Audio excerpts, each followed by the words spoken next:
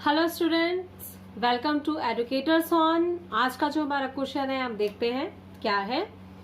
A straight highway leads to the foot of a tower. एक highway tower के foot तक जाता है। A man standing at the top of the tower observe a car. जो एक person है वो उस टावर के टॉप पे बताया गया है। A car eight an angle of 30 degree, depression उसका मेंशन है, डिप्रेशन एंगल है, which is approaching the foot of the tower with a uniform speed। एक यूनिफॉर्म स्पीड से वो फर्स्ट पोजीशन से सेकंड पोजीशन तक टावर तक के पास आ रही है। Towards the tower, towards the tower means tower के पास आ रही है। ठीक है। 6 सेकेंड लेटर, 6 सेकेंड के बाद the angle of depression of the car is found to be 60 degree. Angle increase हो चुका है। Find the time taken by the car to reach the foot of the tower from this point. चलिए situation के according सबसे पहले हम draw ready करते हैं। हमारा ड्रॉ कैसा है हम स्टार्ट करते हैं उसे ड्रॉ करना। एक हाईवे, ठीक है, हाईवे सपोज कुछ इस तरीके का हमने बना लिया। यहाँ पे एक टावर है, ठीक है, टावर पे एक पर्सन है। जो कार है उसकी फर्स्ट पोजीशन जो थी सपोज यहाँ पे है। मेरी कार थोड़ी खराब है, आप अच्छी बना लीजिएगा। ठीक है, तो उसकी फर्स्ट पोजीशन यहाँ पे है। जब पर्सन एक देखता है उस कार की तरफ तो उसे एंगल फील होता है क्या, 30 डिग्री। उसे पता चलता है कि एंगल जो है 30 डिग्री है। But which angle? Angle of depression. ठीक है, same angle of depression show करने के लिए हमको लाइन कहाँ से ड्रॉ करनी पड़ती है? ऑब्जर्वर से। वो ऊपर बैठा है, इसलिए एंगल ऑफ डिप्रेशन बनाने के लिए हमको हॉरिजॉन्टल लेवल की लाइन ऑब्जर्वर की आई एरिया से ड्रॉ करनी पड़ेगी। क्लियर है? अब ये एंगल उसने हमें बताया कि वो 30 डिग्री था। अगर ये था तो ये भी 30 डिग्री हो जाएगा अल्टरनेट एंगल्स की वजह से। ठीक है, कार जब यहां से यहां आती है, सपोज कार की पोजीशन फर्स्ट यहाँ थी, जब वो सेकेंड टाइम में इस तरफ आ जाती है, यहाँ आ जाती है, तब उसने बताया कि एंगल ऑफ डिप्रेशन, इस पर्सन का एंगल ऑफ डिप्रेशन जो है वो 60 डिग्री हो गया। तो हॉरिजॉन्टल से एंगल ऑफ डिप्रेशन ये पूरा हुआ और ये 60 डिग्री हो गया। तो हमारा एंगल ऑफ डिप्रेशन 60 डिग्री यहाँ भी बन जाएगा अल्टरनेट एंगल्स की वजह से। क्लियर है? कार यहां से यहां आने के लिए टाइम कितना लेती है उसने मेंशन कर दिया है कि वो जो टाइम ले रही है वो 6 सेकेंड ले रही है। पोजीशन ध्यान रखिएगा, यहां से यहां। ठीक है, जब कार यहां थी, यहां से यहां आने में उसने जो टाइम लिया वो 6 सेकेंड लिया और उसने अलग से कुछ मेंशन नहीं किया है। पूरे डायग्राम में उसने एक ही डेटा हमें दिया है, that is the time, t equals to 6 second. क्या उसने हमें टावर की हाइट दी है? हमें थोड़ी भी उसके बारे में कोई नॉलेज नहीं दिया है। मीन्स हाइट हमारे लिए टोटली अननोन है। तो मैं सपोज उसको अज्यूम करती हूँ कि h है। क्या उसने बताया है कि कार की पोजीशन फर्स्ट से सेकंड आने पे उसने कितना डिस्टेंस कवर किया? उसने नहीं बताया है। तो इस पॉइंट से इस पॉइंट तक का जो डिस्टेंस है वो मैं अज्यूम कर लेती हूँ कि x है, और इस पॉइंट से इस पॉइंट मतलब टावर से अभी सेकेंड पोजिशन तक की कार का जो डिस्टेंस है उसे मैं अज्यूम कर लेती हूँ कि वो y। 2 वेरिएबल मैंने ले लिए। क्लियर है? अब इसका नेमिंग करना पड़ेगा। तो स्टार्ट करते हैं। मैं इसे नेम दे देती हूँ। इस पॉइंट को मैं ए देती हूँ जहां ऑब्जर्वर है। इसके फुट को, स्टार के फुट को मैं बी दे देती हूँ। कार की जो फर्स्ट पोजीशन थी और सेकेंड पोजीशन थी उनको मैं exactly A B C D ऐसा दे देती हूँ। ये फर्स्ट पोजीशन थी, ये सेकेंड पोजीशन थी। कार का डायरेक्शन इस तरफ है, ठीक है, towards the tower. Draw ready होने के बाद से अब आपको देखना है कि हमें किस ट्रायंगल से शुरुआत करनी चाहिए। मैं अगर इस ट्रायंगल की बात करती हूँ, ये 90 डिग्री है, ठीक है। अगर इस ट्रायंगल की बात करती हूँ तो मुझे h और y मिलता है। अगर मैं इस पूरे बड़े ट्रायंगल की बात करती हूँ a b d की, तो मुझे h y प्लस x मिलेगा। ये बेस पूरा हो जाता है। मतलब सेकेंड ट्रायंगल में मुझे 3 वेरिएबल मिल रहा है, फर्स्ट में 2 वेरिएबल मिल रहे हैं। तो मेरे लिए कन्वीनियंट है कि मैं छोटे वाले ट्रायंगल से शुरू करूं। आप गलती से भी इस ट्रायंगल के बारे में मत सोचिएगा। ए सी डी ये 90 डिग्री में कहीं नहीं है, इसलिए इसमें ट्रिग्नोमेट्रिक फॉर्मूलाज यूज नहीं कर सकते। तो 2 ट्रायंगल्स हमें मिल गए, ए बी सी, और हमें जो सेकेंड मिल रहा है वो ए बी डी। क्लियर है। और हमारे पास एक ही डेटा गिवन है, that is t equals to 60 second. ये हमें टाइम गिवन है d से c तक आने का। ठीक है, स्टार्ट करते हैं हम सॉल्यूशन। सॉल्यूशन में हमें क्या क्या बताना पड़ेगा, हम बता देते हैं। First position, let the first position of the car is D and to come from point D to C it has taken time t equals to 6 second.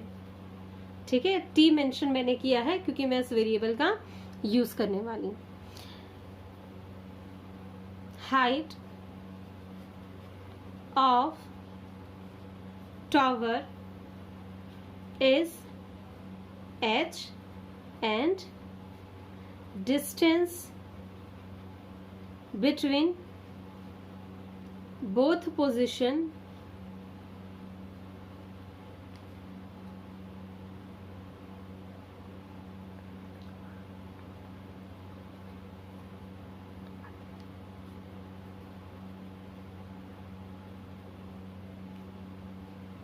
both position from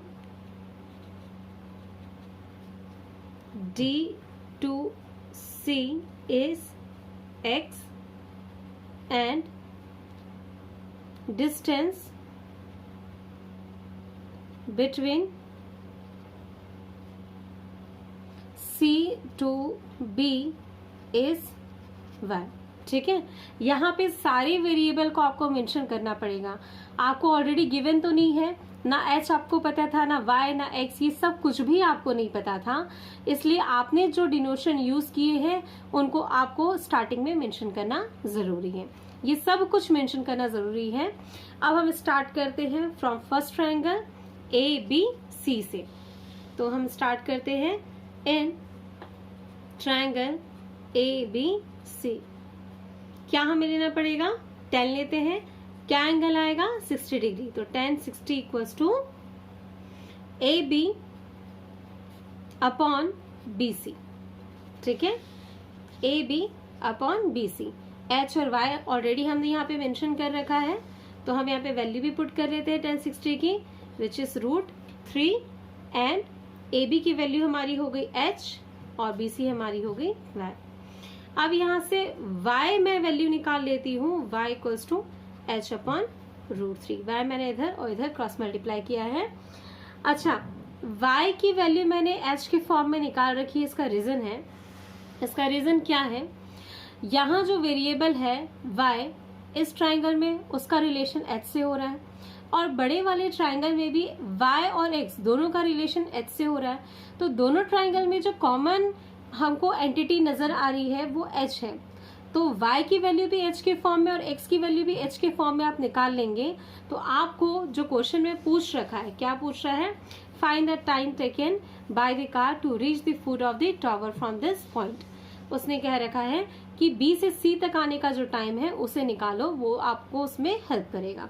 दोनों वैल्यू को एक common term में आप निकाल के रखिए। चलो, y की वैल्यू हमने निकाल ली है, तो हम इसे इक्वेशन 1 दे देते हैं। ठीक है, सेकेंड ट्राइंगल के लिए स्टार्ट करते हैं in the triangle, this triangle ABD। ABD tan अब कौन सी डिग्री हो जाएगी, 30 डिग्री हो जाएगी। tan 30 equals to AB upon BD। ठीक है, दिस ट्राइंगल tan 30, ये एंगल हमने लिया AB अपॉन BD। BD किस टू थिंग में ब्रेक है, BC और CD में, तो आप वैल्यू वहां पे ले लीजिए।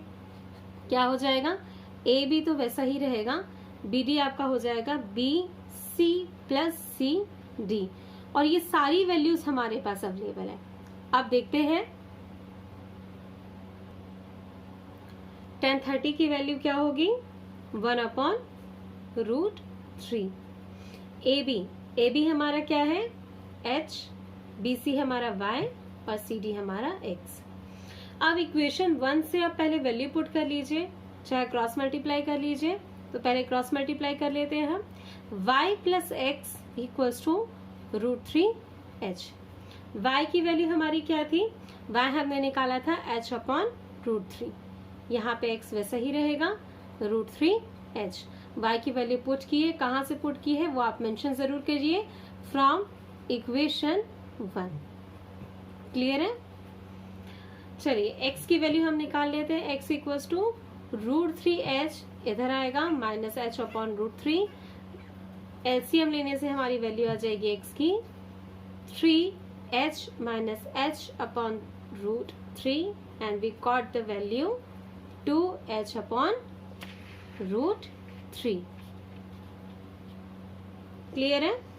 हमारे पास वैल्यू अब आ गई है x की 2h/√3। अब क्वेश्चन हमें क्या कहता है, जब कार जो है वो फर्स्ट टाइम D से जब C की तरफ आ रही थी तो उसने टाइम लिया था 6 सेकेंड। तो हम लिख लेते हैं यहाँ पे, सबसे पहले हमारे यहाँ जो सिचुएशन है उसे मेंशन करके हम उसे लिखेंगे, टाइम टेकन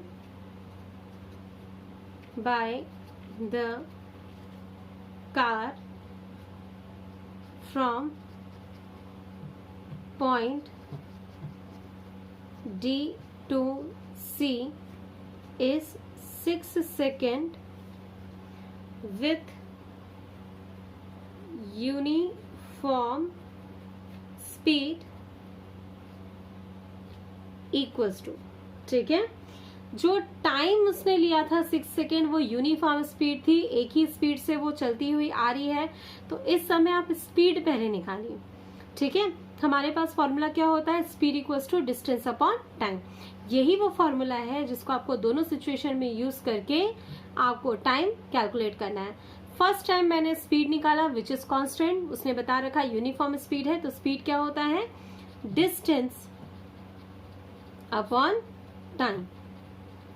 तो स्पीड हमारी क्या आ जाएगी, स्पीड हमें मिलती है डिस्टेंस। डिस्टेंस क्या कवर किया था उसने, C to D, तो CD डिस्टेंस हो गया। टाइम क्या कवर किया था उसने, 6 सेकेंड। ठीक है, 6 सेकेंड हम यहाँ पे रख देते हैं। अब CD था क्या, CD हमने ले रखा था x, तो x/6 हमें मिल गया।